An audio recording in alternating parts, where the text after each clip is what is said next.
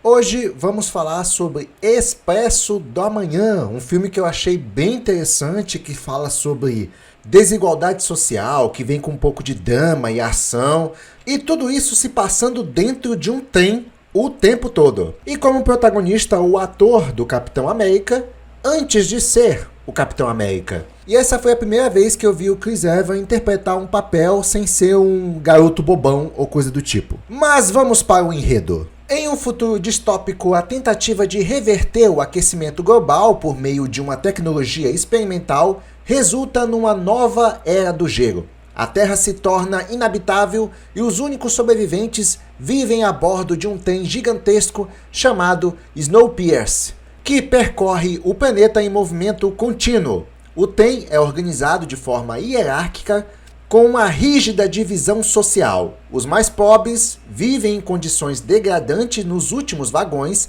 enquanto os ricos e poderosos desfrutam do conforto e luxo nas composições dianteiras.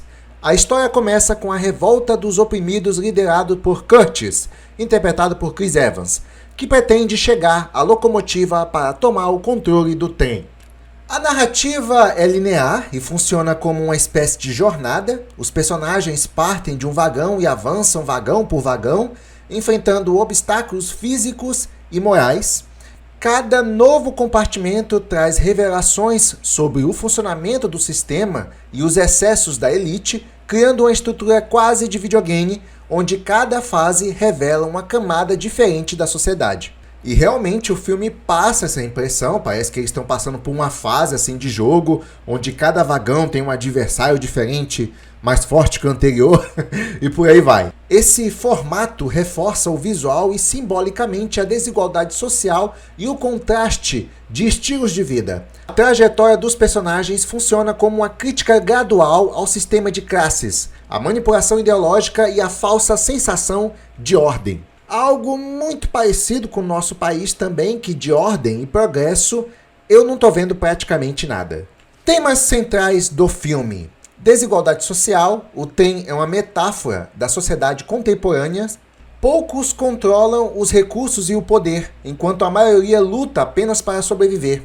A organização dos vagões é uma representação clara dessa pirâmide social. Controle e manipulação. O sistema dentro do trem é mantido por uma série de mecanismos de controle: violência, religião, educação doutrinadora e até mesmo falsas revoluções criadas para aliviar a pressão popular. O filme questiona até que ponto as estruturas de poder moldam o comportamento humano e criam a ilusão de liberdade. Inclusive, eu já fiz algumas críticas aqui de questões que são presentes em nossa humanidade, em nossa sociedade, como, por exemplo, a educação que é pregada nas escolas e também a religião. A religião também não deixa de ser uma ferramenta manipuladora. Aí depois teve um vídeo que eu fiz aí da menina santinha, que o pessoal me detonou: ah, você tem raiva de cristão. Não foi isso que eu disse. Eu disse que a religião manipula. Revolução e sacrifício. O filme não trata a revolução como algo simples ou puramente heróico. Curtis, o líder rebelde, é um personagem complexo que carrega traumas e escolhas morais difíceis. A ideia de que toda revolução tem um custo e que talvez nem toda a mudança vai levar para um sistema melhor é a ideia central da obra. Ciclo de opressão. O desfecho levanta uma questão importante. Será possível quebrar o ciclo de dominação ou estaremos sempre recriando sistemas semelhantes, apenas como novos líderes? O que faz sentido, né? Você derrota um sistema, mas acaba surgindo um outro sistema. Será que ele vai ser melhor? Personagens e atuação. Curtis, interpretado por Chris Evans, entrega uma performance contida e introspectiva, diferente dos seus papéis mais heróicos. Ele representa um peso de liderança e a culpa do passado. Manson, interpretado por Tilda Swinton, símbolo de ideologia cega que sustenta o sistema. Sua interpretação excêntrica e grotesca reforça o tom de crítica social. Nengong Eona, interpretado por Song Kong-hoon e Go Han-sung, oferecem um contraponto cultural e filosófico à visão ocidental da revolução. Eles não querem tomar o trem, mas sair dele. Uma metáfora poderosa sobre liberdade real. Wilde Ford, interpretado por Andy Harris, o criador do trem, representa o arquétipo do poder que justifica o sofrimento em nome da estabilidade. Ele vê o sistema como um equilíbrio necessário, mesmo que seja cruel. Estilo visual e direção. Bong Joon-ho, que é o diretor do filme, cria um universo visualmente marcante, com cada vagão tendo sua própria identidade estética e atmosfera. A claustrofobia dos vagões traseiros contrasta com a opulência dos da frente, reforçando visualmente a crítica social. As cenas de ação são coreografadas com precisão, mas o foco está sempre no impacto emocional e temático e não apenas no espetáculo. Agora vamos a algumas curiosidades do filme. O filme foi inspirado no graphic novel francês Les Temps Personnages, publicado em 1982. Bong Joon-ho leu a HQ por recomendação de um amigo e ficou fascinado com a ideia central do trem cruzando o mundo congelado. Primeira produção em inglês de Bong Joon-ho. Antes de Parasita, que foi um dos filmes de sucesso desse diretor, Bong já mostrava seu talento em misturar crítica social com ficção. O Expresso do Amanhã foi sua estreia em um filme de língua inglesa e chamou a atenção internacional para sua obra. Mistura de elencos internacionais. O filme é uma coprodução entre Coreia do Sul e Estados Unidos e conta com um elenco multicultural. E nele temos Chris Evans, que é dos Estados Unidos, Song Kang-ho, da Coreia do Sul, Tilda Swinton, do Reino Unido, Ed Harris, dos Estados Unidos, e Octavia Spencer, dos Estados Unidos. Tilda Swinton criou sua personagem do zero. A personagem Manson, interpretada por Tilda Swinton, não existia na HQ. Bong Joon-ho e Tilda desenvolveram o personagem juntos, com a atriz sugerindo um visual andrógeno, dentes falsos e um sotaque excêntrico. Teve conflitos com Harvey Weinstein. Harvey Weinstein, que tinha os direitos da distribuição nos Estados Unidos, queria cortar cerca de 20 minutos do filme e incluir mais explicações para o público americano. Bong Joon-ho se recusou e insistiu em manter sua versão original. Depois de uma longa disputa, o filme foi lançado nos Estados Unidos em uma versão limitada, mas com o corte do diretor intacto. A cena do machado foi inspirada em um sonho. Bong Joon-ho revelou que a icônica cena em que os guardas usam machados em um vagão escuro foi inspirada em um pesadelo que ele teve durante o processo de criação do roteiro. As barras de proteína são feitas de insetos, ok? Todo mundo sabe disso. É que no filme, os pobres comem barras de proteína feitas de baratas moídas. E sim, os bastidores confirmam. Os atores comeram uma versão cenográfica feita com gelatina e frutas. Calma que não foi inseto de verdade. Mas a ideia chocante teve base científica. Em muitos estudos sobre o futuro da alimentação, insetos são uma fonte viável de proteína. E eu também já ouvi muito falar disso, que quando sofrermos uma escassez de alimento no futuro, os insetos serão a nossa salvação. O número 7 do vagão tem significado. O número 7, usados em algumas portas do trem e símbolos visuais, representam o número de anos após o congelamento da Terra em que o filme se passa. Além disso, em algumas culturas, o 7 representa ciclos de renovação, o que reforça o tema de destruição e recomeço do filme. Ganhou uma série derivada. Em 2020, a série que possui o nome do trem, Snowpiercer, estreou na TNT com Jennifer Connelly e David Diggs. Ela expande o universo do trem com novas histórias e personagens, e já tem várias temporadas. E para ser franco, eu nunca me interessei em assistir, na verdade, há pouco tempo atrás eu odiava a série. Ainda odeio, mas eu tô assistindo uma série boa agora. Futuramente eu vou dizer qual série é essa. Que eu vou dizer logo, é o Cobra Kai. Pronto. Tô gostando bastante do Cobra Kai e isso tá mudando um pouco aos poucos a minha visão sobre série, porque eu sempre achei série muito enrolada. A outra curiosidade é que o filme foi quase todo filmado em estúdio. Apesar da ambientação global, o filme foi filmado quase inteiramente em estúdio na República Tcheca, com trilhos fixos e vagões móveis para criar uma sensação contínua de movimento. O que faz sentido, já que o filme praticamente todo se passa em vagões. E agora, não poderia deixar de falar, principalmente num filme como esse, Vamos falar das lições desse filme. Primeira lição: desigualdade social não é natural, é construída e mantida. O filme mostra como a sociedade rigidamente dividida por classes, em que pobres são mantidos no fundo do trem e os ricos vivem no luxo na frente. A estrutura é criada e mantida artificialmente, mostrando que a desigualdade extrema não é inevitável, ela é planejada, imposta e sustentada por quem tem poder. Então, se você é brasileiro e já pensou que você é pobre por acaso ou coisa do tipo, não, você é mantido pobre, tá? A maioria das pessoas não sabem disso, mas eu já presenciei sistemas em setores públicos onde os pobres pagam um preço para manterem aqueles que têm mais poder aquisitivo com uma qualidade de vida melhor. É revoltante. É por isso que eu tenho uma certa revolta do setor público, porque você vai perceber muito isso, que parece uma espécie de pirâmide, onde quem está embaixo se lasca até de uma maneira muito gratuita, tá? É como se fosse seu chefe te pagando um salário mínimo, mas tentando extrair o máximo que pode de você, fazendo você trabalhar a hora extra, inclusive sem te pagar nada. Mas sim só aproveitando da situação porque você precisa do emprego. A outra lição é: sistemas opressivos se adaptam, mas continuam opressores. Mesmo diante de revoltas, o sistema dentro do TEM tem mecanismos para absorver o caos, se reorganizar e continuar funcionando. Isso reflete como, muitas vezes, mudanças aparentes não significam transformações reais, apenas troca de nomes e rostos que mantém a estrutura igual.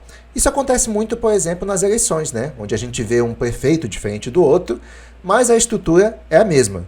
A ideologia pode ser uma arma poderosa. A forma como a elite controla as massas dentro do trem, por meio de doutrinação, medo, ordem e até religião, mostra que ideias podem ser usadas para justificar injustiças e convencer as pessoas a aceitarem o próprio sofrimento como necessário.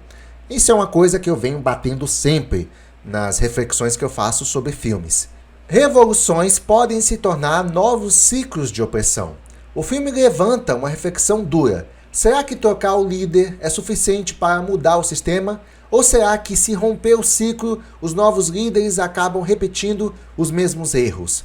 A reviravolta final revela que até a rebelião fazia parte de um plano maior, colocando em xeque o próprio conceito de revolução.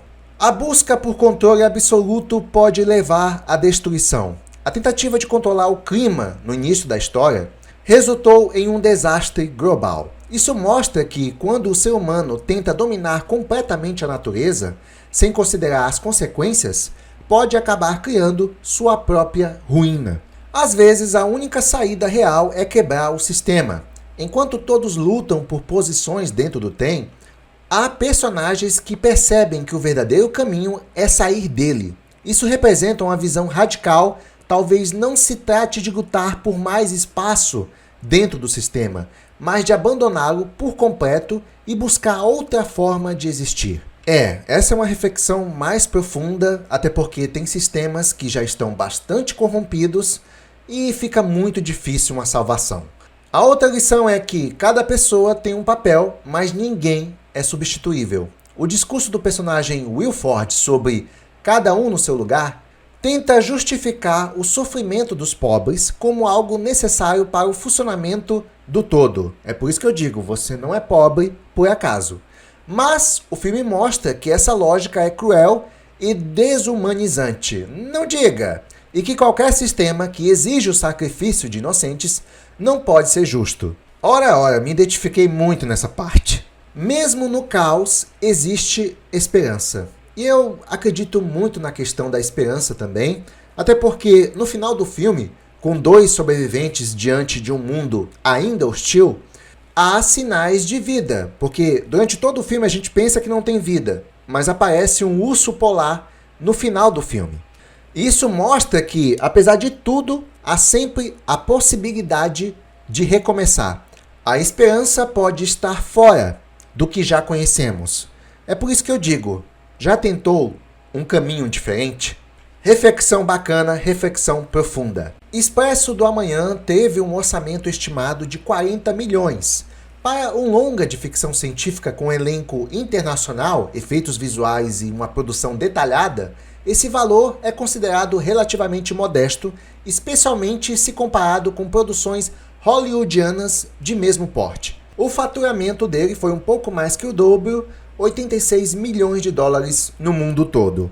Mas ele teve um reconhecimento maior após a sua passagem nos cinemas, porque o filme foi cultuado e teve um bom desempenho em DVD, plataformas digitais, serviços de streaming. Lembrando que este filme ajudou a impulsionar a carreira internacional do diretor Bong Joon-ho, que mais tarde fez o sucesso lá, que foi aquele filme O Parasita. O filme também teve ótimas avaliações, 94% de aprovação no Rotten Tomatoes, com 72% de aprovação da audiência. E agora eu vou dizer a minha opinião a respeito desse filme. Olha, o que eu mais gostei nesse filme é que ele me lembra muito jogos de videogame mesmo, onde os personagens ali, os protagonistas vão avançando para cada vagão, e aí tem um desafio diferente, um chefe diferente. E cara, me bateu uma nostalgia. Eu gostei muito do filme por causa dessa situação e também por causa da crítica social que ele carrega. É muito interessante, é muito real, tá? Se você tem a sensação que você é um miserável, um desgraçado, que nada dá certo na sua vida, cara, a culpa não é sua. Vai por mim. A culpa não é sua. Todo o sistema, pelo menos no nosso Brasil, foi criado para te manter pobre e miserável. Você não tem culpa disso. Você não é um total incompetente. Você só é brasileiro. Essa é a verdade. Essa é a verdade. Eu costumo dizer que no nosso país, a justiça ela não é só cega, ela é retardada. Olha, eu acabei de voltar de uma cidade, de uma capital do nosso Brasil. Eu não vou detonar essa capital, tá? Eu sei que tem outras capitais no nosso Brasil, que tem outras realidades, possivelmente similares à realidade que eu vou citar agora, mas, assim, eu sou do interior. Mas a situação que eu vou citar aqui também acontece em cidades do interior e tal. Mas veja bem, eu estava conversando com uma recepcionista no hotel e ela disse que outro dia foi atacada por um louco ali que está na rua, vagando ali, que tem vários doidos ali na capital, é o que você mais vai ver. E que mesmo a moça sendo atacada pelo doido ali, a polícia vai ali e fala, não mexe com o doido, não machuca ele, não sei o quê. E os doidos ficam soltos, atordoando a população, causando caos. O Estado protege eles e quem paga a conta é o cidadão de bem. É como se o nosso sistema ele ajudasse os vagabundos, bandidos, doidos, e o cidadão de bem é que paga a conta. Tu acha mesmo que o Estado vai querer se responsabilizar por isso? Vai pegar o doido e colocar no lugar dele, que é um manicômio?